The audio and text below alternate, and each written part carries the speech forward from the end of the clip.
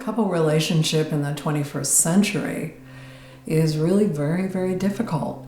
We made 3 wishes for intimate relationship, and we got all 3 of them. The first wish was to have a relationship that was equal, reciprocal, mutual, that had the kind of eye-to-eye connection, rather than one person being above the other. And the second wish was that we would be able to fall in love and choose a partner no matter how different that partner might be from what our families wanted or what our tradition was. And the third wish was to have a partner who would know us and see us, who could be a witness, who could say, I really do see who you are, and that we could do that for the other person, so that there would be that feeling that we are known, that we're seen.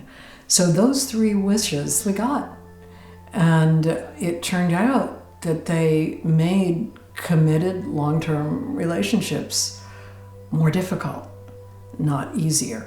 What we don't understand and what we haven't been able to come to terms with is how difficult it is to live in a family without hierarchy, without someone being in charge, and how difficult it is to negotiate conflicts with someone who's supposed to be an equal, where we're supposed to have mutual responsibility for the decision making, and with somebody who's supposed to know us personally so that we take it personally what they say about us, and somebody who is actually a part of what really counts in our life. So this setup leads to repetitive conflict, difficulties with power struggle, and ultimately, and this seems almost ironic, it leads to the feeling of being with an enemy, like an intimate enemy,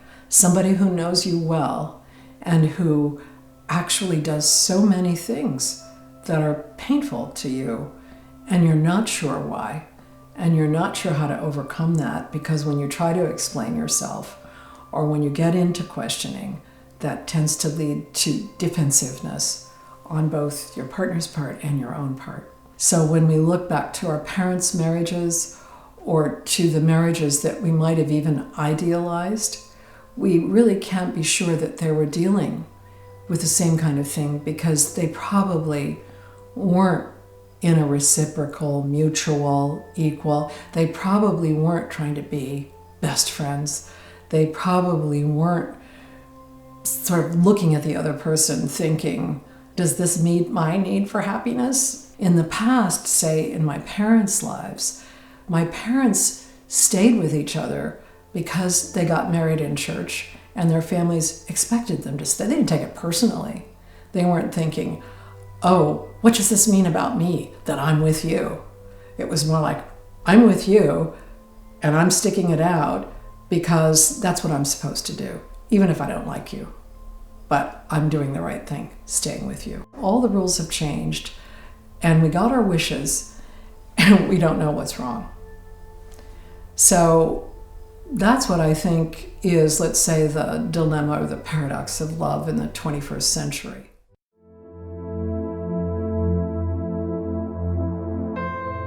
Dialogue therapy began in 1980 as a result of my partner and husband and best friend of that time, Ed Epstein, and I working together to integrate psychodrama and a lot of the dramatic, challenging aspects of psychodrama into a therapy situation in which the 2 members of the couple were engaged with each other instead of with a therapist as a third element.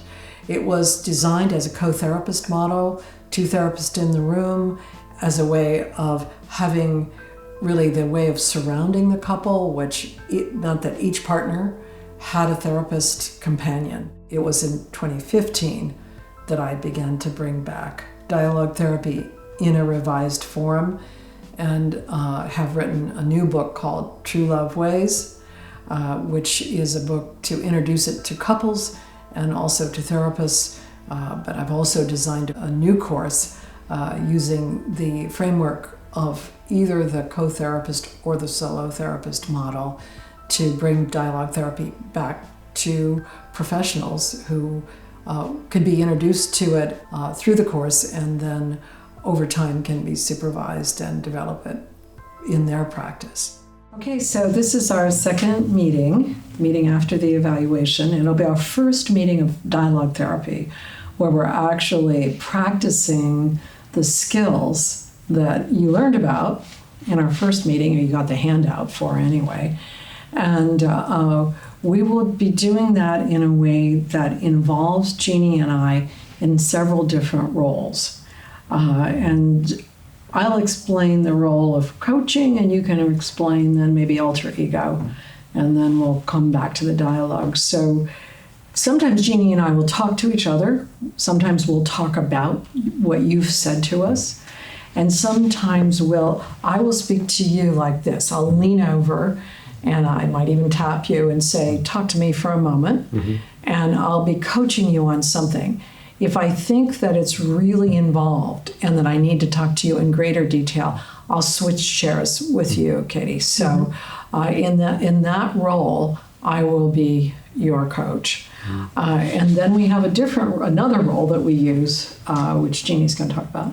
And this is the role of us in alter ego or doubling state.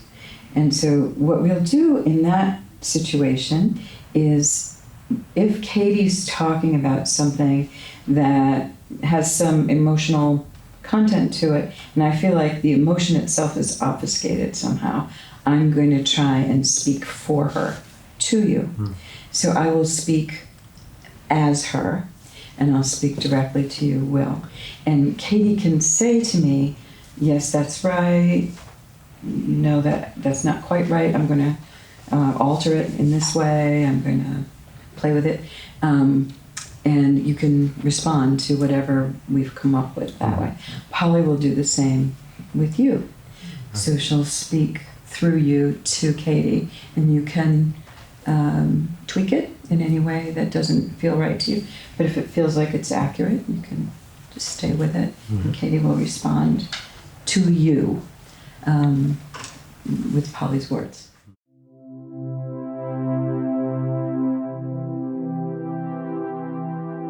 Dialogue therapy puts together the partners being emotionally activated, bringing insight into their own unconscious fantasies, internal theater, the roles that they've set out for themselves and their partner, with ability to actually stop and take in what's going on and work with one's own feelings and thoughts. I hear you saying that your ability to follow your desires and to be what you are is like really important to you.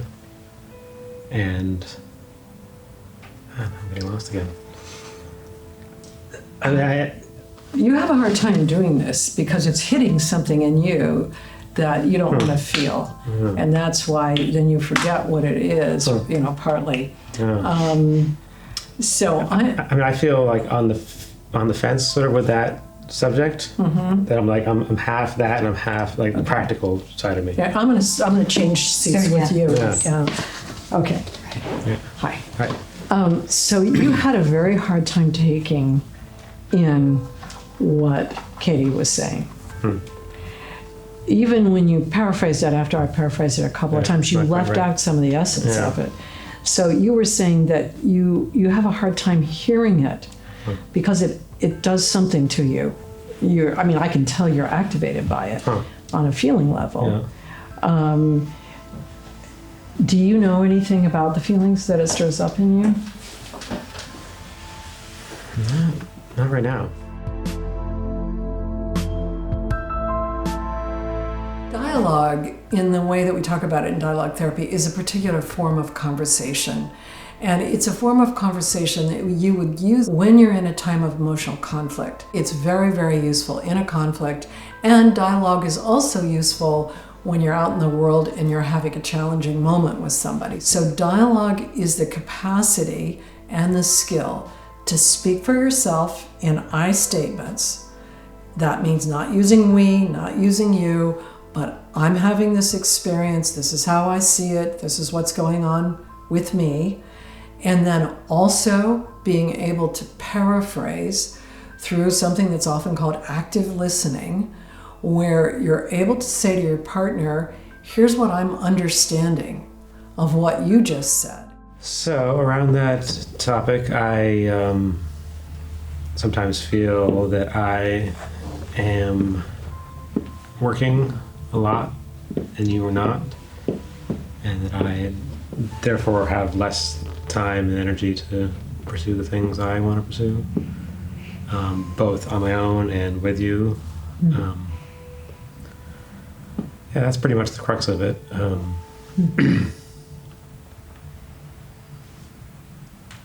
So, I guess I'll paraphrase. I hear you saying that you are. I put you in a position, or you're in a position where you feel like you do too much in a way that isn't working for you, that doesn't support you in pursuing the things that are most important to you. It's the attempt to step into that person's point of view on the world, that person's emotional reality, and to say, here's what I understand your experience to be like from what you've told me. And in order to do that, when you're emotionally activated, you have to have some mindfulness skills. You have to be able to step back and to reflect and to breathe deeply and to accept what's going on.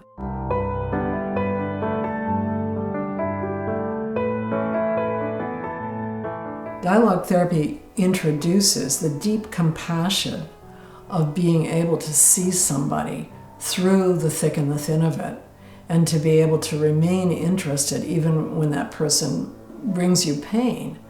And I think most of us really, really want to be able to do that with our loved ones, but it is very, very difficult to do. And if people can do it with their partners, with their grown children, with the people that are in their families, they certainly can take that kind of skill outside of the family and use it where it's much easier to use, actually. Dialogue therapy exemplifies some way of bringing compassion and clarity and equanimity to the challenges of the world.